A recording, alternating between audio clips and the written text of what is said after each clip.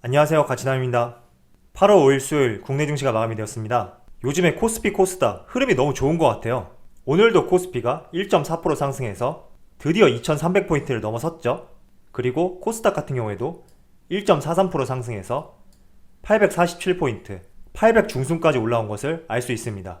오늘 이렇게 코스피 지수가 올라갈 수 있었던 이유는 오늘도 역시 2차전지의 힘이 아니었을까 이렇게 생각을 하고 있습니다.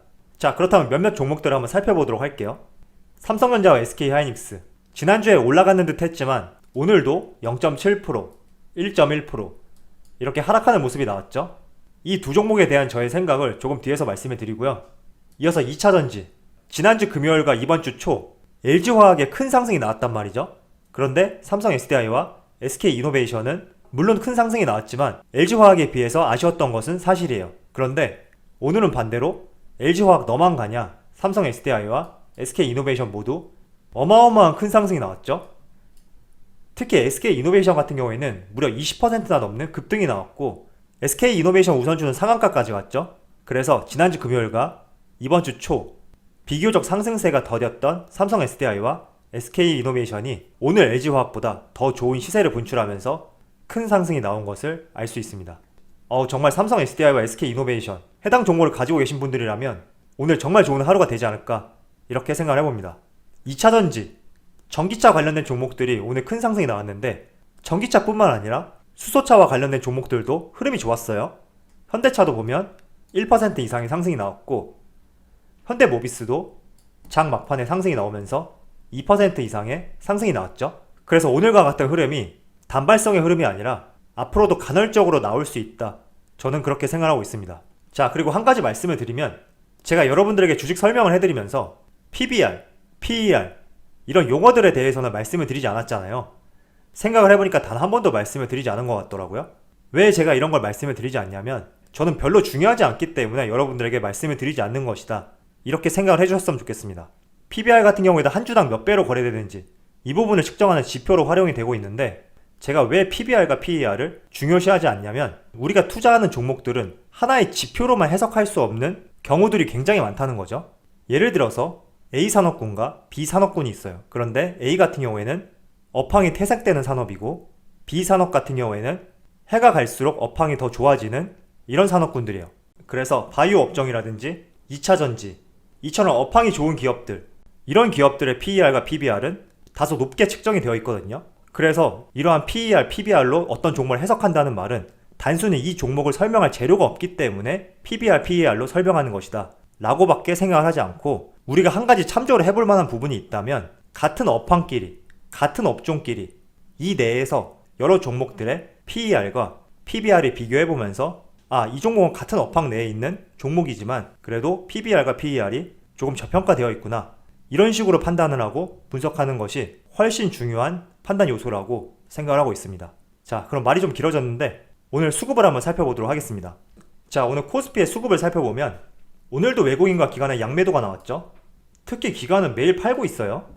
도대체 어떤 종목을 사고 있는지 모르겠지만 아무튼 외국인과 기관의 순매도세가 자꾸 나오고 있는데 그래도 주가는 지속적으로 상승하고 있죠. 다 개인 투자자들의 힘이라고 생각을 하고 있고 이 덕분에 2300포인트까지 거의 2년 만에 넘어섰다고 말씀을 드릴 수가 있습니다. 자, 삼성전자도 외국인과 기관의 양매도가 나왔어요. 그리고 SK하이닉스 이 종목도 마찬가지로 외국인과 기관의 양매도가 나왔고 꾸준히 외국인과 기관이 매도세를 보여주고 있죠. 저는 그렇게 생각하고 있어요. SK하이닉스와 삼성전자 같은 반도체 업종으로서 말씀을 드리자면 반도체 섹터는 해가 갈수록 시장이 커지는 섹터라고 생각을 하고 있어요. 그렇지만 2차전지와 비교해서 생각을 해본다면 반도체 기업들이 주가가 상승하는 데 방해가 될 수 있는 요소들이 조금은 존재한다고 생각을 하고 있습니다. 예를 들어서 D램 가격 하락, 그리고 중국 반도체 굴기, 미국의 화이 제재로 인한 기업 간의 국제 관계 이렇게 시장은 커지지만 커지는 시장 속에서 조금 브레이크를 걸 수 있는 조치들이 많다고 생각하고 있어요. 그에 반해서 2차전지는 이러한 부분은 조금 보이진 않죠. 그래서 이러한 차이점을 조금 이해를 하시고 저도 삼성전자를 가지고 있거든요. 그래서 6만원 이상 갔을 때도 굉장히 기분이 좋았었는데 현재도 56,000원대 구간이란 말이죠. 그렇다고 해서 저는 매도할 생각을 가지고 있지 않고 그냥 덤덤하게 바라보고 있거든요. 그래서 여러분들도 하이닉스와 삼성전자는 다른 종목군들에 비해서 시간이 굉장히 필요한 종목이라는 것을 조금은 인정을 해주시고 대응을 해줄 수 있는 자세가 필요하지 않을까 이렇게 말씀을 드리도록 하겠습니다. 그래서 만약에 여러분들이 손실 중이라면 저는 시간이 걸리면 걸렸지 반드시 여러분들의 매수 구간 이상은 갈 수 있는 종목들이라고 믿어 의심치 않고 있고, 여러분들도 제가 말씀드린 점들을 토대로 한번 생각을 해보시고 고려를 해보셨으면 좋겠습니다. 자, 이어서 LG화학. LG화학 같은 경우에는 외국인의 매수세가 지속적으로 들어오고 있네요. 그래서 오늘도 이렇게 큰 상승이 나왔고, SK이노베이션 해당 종목도 20% 정도 상승이 나왔는데 그동안에 외국인의 순매도세가 지속적으로 나왔지만 오늘은 외국인과 기관이 모두 양매수로 크게 들어왔죠. 그리고 삼성 SDI 이 종목도 마찬가지로 외국인과 기관의 양매수가 들어왔어요. 자, 어제 제가 여러분들에게 이런 말씀을 전해드렸죠. 최소한 한두 종목 정도는 나의 삶과 함께 할 수 있는 종목을 가져가 보자, 이런 말씀을 전해드렸어요. 그리고 많은 섹터들에 대해서도 말씀을 드렸는데 저는 사실 이 중에서도 2차전지가 굉장히 유망하지 않나 이런 생각을 하고 있습니다.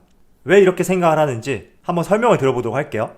2035년이 되면 서울시의 휘발유와 경유차 그리고 많은 내연기관차들의 신차 등록을 중단한다, 이런 발표가 나왔었죠. 자, 그런데 2035년이라는 이 시점이 여러분들이 봤을 때는 15년이나 남았기 때문에 너무 먼 미래가 아닌가 이렇게 생각할 수 있어요. 자, 그런데 잘 생각해보세요.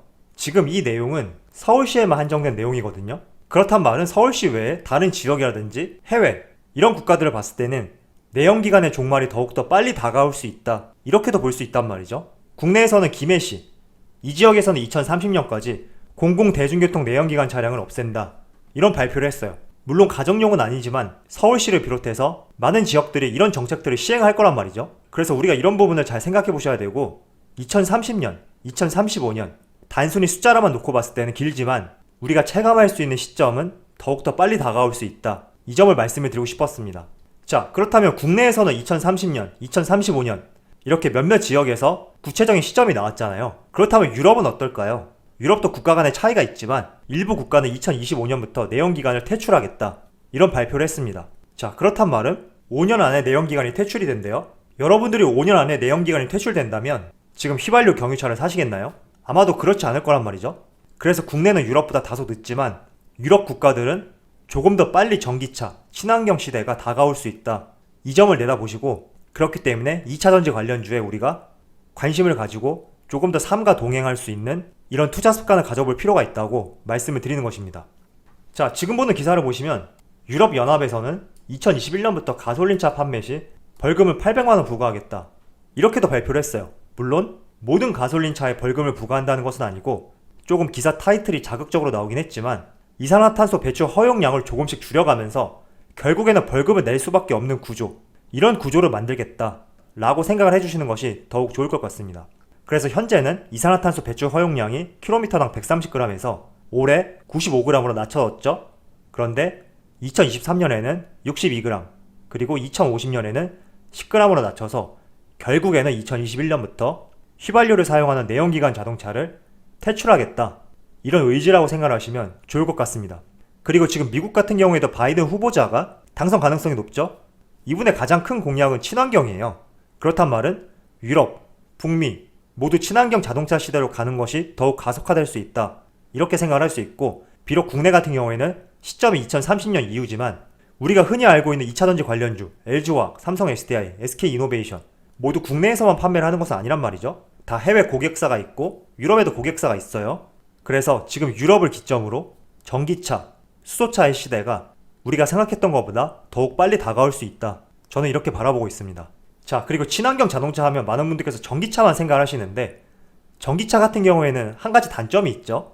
현재 기술적 한계로 주행거리를 대폭 늘릴 수가 없단 말이에요. 그래서 멀리 갈 때 장거리 이용에는 조금 부적합할 수가 있는데, 이 때문에 버스라든지 트럭 이런 장거리 운행에 빈번한 자동차에는 전기차가 아니라 수소차로 전환이 될 예정이에요. 그런데 지금 수소차의 선두주자는 현대차죠. 그래서 국내, 해외 내연기관의 퇴출 시점을 잘 생각해 보시고, 그 퇴출이 된다는 말은 전기차, 전기차와 관련된 2차전지 그리고 수소차 모두 수혜를 볼 수 있다, 이렇게 생각을 하고, 이러한 부분을 여러분들이 캐치를 하셨다면 10%, 20% 물론 큰 수익이지만 이 부분에 만족하지 않고 조금 더 길게 가져가보는 전략을 취하신다면 향후 몇 년 뒤에 더욱 큰 수익으로 다가올 수 있다고 저는 생각을 하고 있습니다.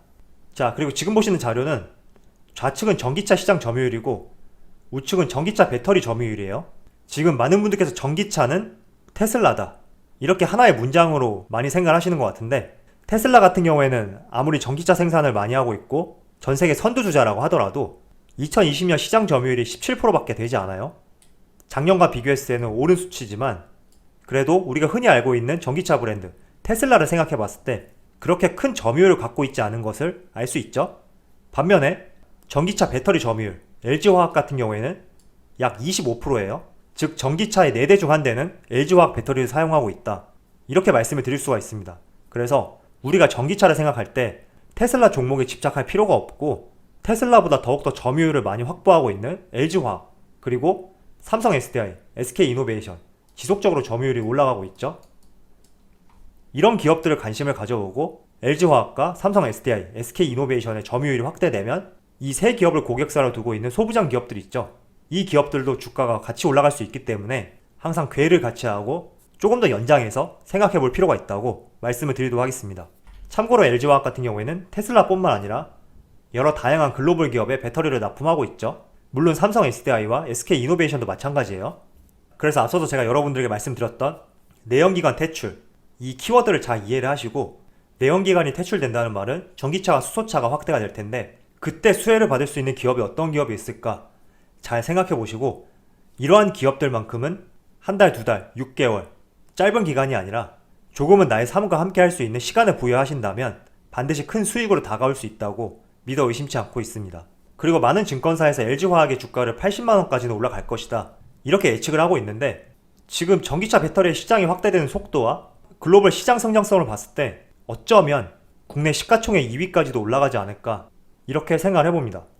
그리고 저 같은 경우에는 LG화학, 삼성 SDI, SK이노베이션 이 세 종목은 가지고 있진 않고 다만 이 세 기업을 고객사로 두고 있는 소부장 기업 여기에 해당되는 한 종목을 가지고 있거든요.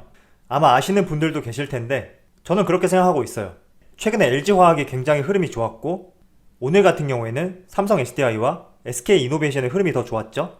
그렇다고 해서 어떤 종목이 더 뛰어나다 이렇게 생각하는 것보다 오늘 내가 가진 종목이 비교적 덜 올랐더라도 시장이 성장하고 매출액과 영업이익 증대되는 기업이라면 다음 2차전지 종목이 올라갈 때 내가 가진 종목이 더 치고 올라갈 수 있다 이런 생각을 하시는 것이 더욱 중요하다고 말씀을 드리고 싶습니다.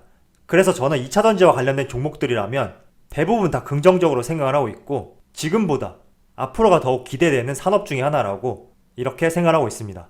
저는 2차전지 종목들이 주가가 많이 상승했다 이렇게 생각하고 있지만 한편으로는 이제 시작이다 이렇게도 생각하고 있거든요. 그래서 제가 왜 시작이라고 말씀을 드렸는지 여러분 나름대로 한번 생각해 보시고 정말 투자할 가치가 있다면 조금은 길게 내다보고 가져가 보셨으면 좋겠습니다. 자, 그럼 오늘 영상 여기서 마치도록 하고요. 항상 여러분들의 성공 투자를 기원하도록 하겠습니다. 감사합니다.